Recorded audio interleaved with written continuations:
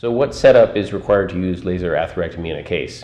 Well, first, it's necessary to use the console, which does need to be brought into the room and plugged in. It does require 5 minutes of warm-up, so if you're considering using laser, then it's good to plan ahead to have the console ready. After that, it's necessary to decide on the size of the catheter to utilize, which come between 0.9 and 2.3 millimeter sizes.